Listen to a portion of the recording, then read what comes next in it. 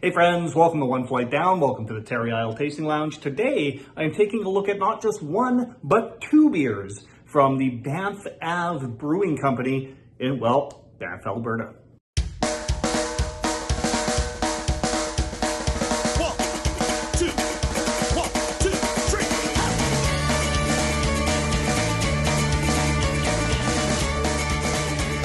All right, so these beers come to me courtesy of my friend George, who got them from his nephew, Andrew, who lives, I don't know if he lives right in Banff, but kind of in that area. And sent along two beers from this brewery. I'm going to take a look at both of them. One of them is a White Wit. The other one is the Black Pills. We're going to start with the White Wit. I like to, usually when I'm having more than one kind of beer, I like to start with the lighter and work dark. So that's what I'm going to do here. And yeah, so I was looking this up. It's Banff is a beautiful mountain town in Alberta, not far from Calgary. I figured they wouldn't have like a huge brewery scene. They've got 3 breweries apparently, according to the Banff Lake Louise tourism website. It lists 4 places under breweries and distilleries.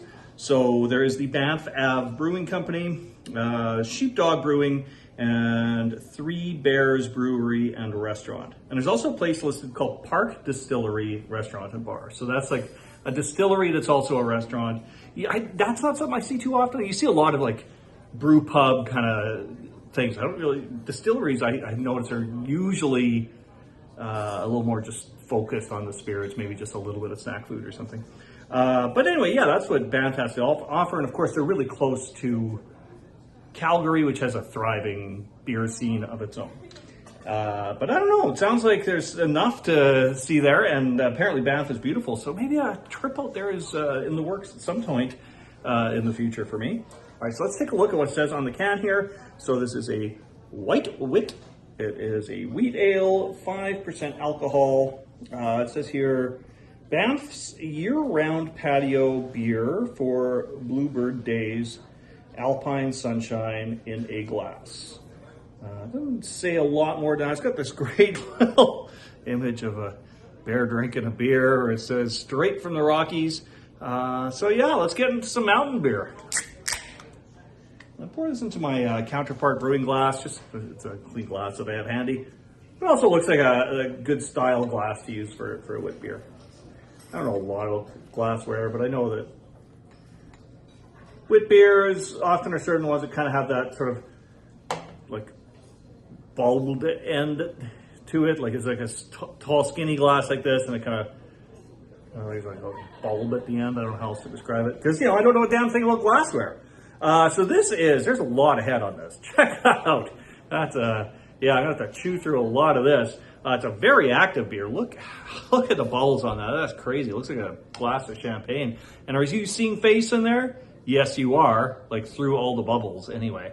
Yeah, that is one active looking beer.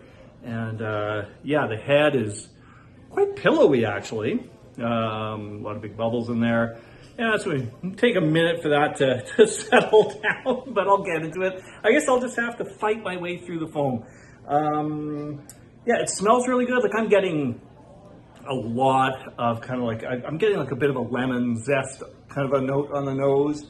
And this is like not even pulling it up close to my nose, right? And I'm getting a bit of that sort of spicy, like coriander kind of a vibe you get with a lot of wit beers. There's a softness on the nose though. Like it's got those notes, but it's just kind of subdued in a way. And I can't get over the noise. Like this is snap, crackle, popping like you wouldn't believe. Yeah, and I definitely get some of that kind of lemon zest kind of thing. I wish I had like a bit of lemon on me. I put a little lemon in there because that usually, that's how these kinds of beers are often served. I mean, I don't know if that's how Banff Ave serves them, but this style of beer is often served with like a lemon wedge. Anyway, the head has dissipated quite a bit, so I'm going to fight my way through what's left and get into this. Cheers, my friends.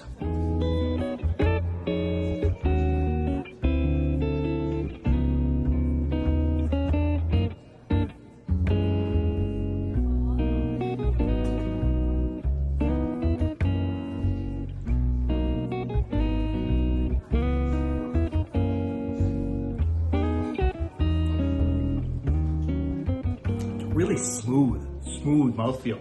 A little, what's the word I'm looking for? It coats the mouth a little more than a wit beer normally does.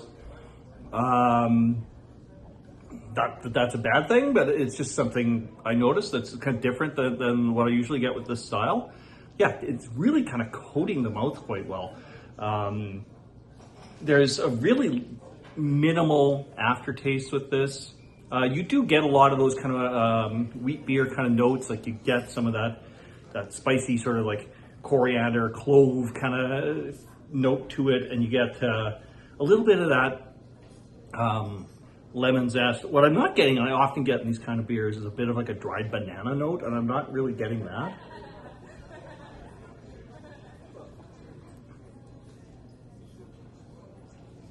It's a pretty nice, light, easygoing beer. I would say this would be a great summertime beer.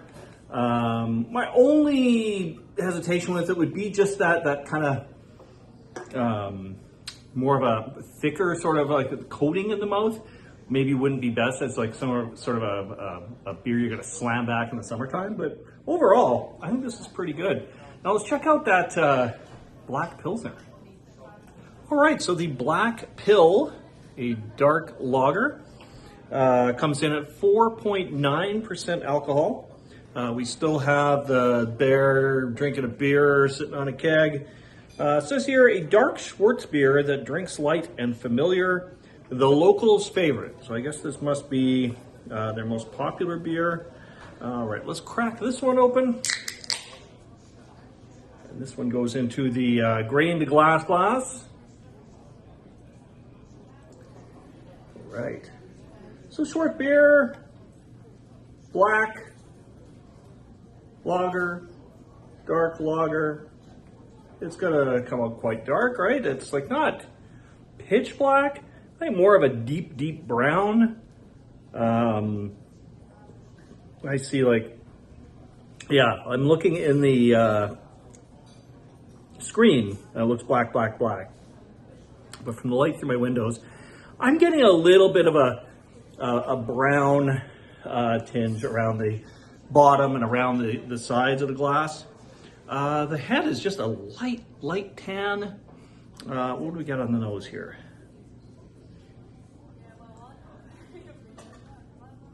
Not a lot.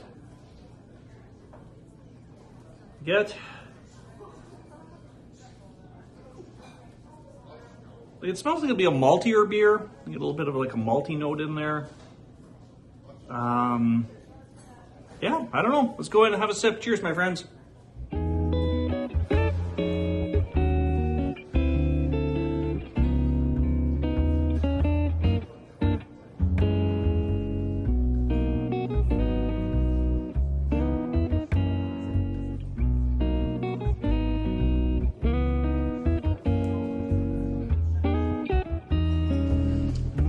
So, light body, a nice kind of like a roasted, almost like a coffee note in there. Not quite coffee, but a little bit of that. Yeah, this I get like kind of a dark chocolate note in there as well. Just slight.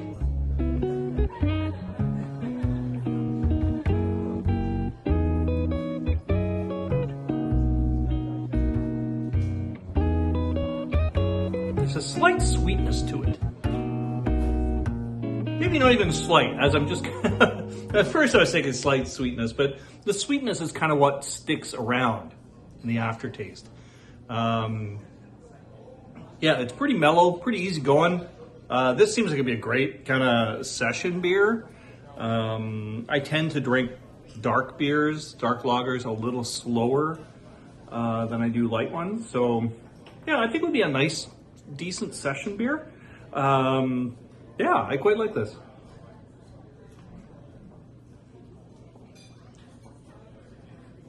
Yeah, it's pleasant. It's quite easygoing, and it's not overpowering in any of the notes you often get with a dark lager, which, yeah, I think sometimes people are put off by the idea of a dark lager, and I think this one could maybe win some of those folks over. Yeah, I think it's quite nice. It's decent. It's mellow. It's easy going. Yeah, I would recommend these. So yeah, these are both quite decent beers. So George, thank you so much for getting these ones to me, and to your nephew for thinking about this and sending them to me through you. Thank you both for this, and to the rest of you, thanks for dropping by the Terry Isle Tasting Lounge. We'll see you all again real soon. Cheers, my friends.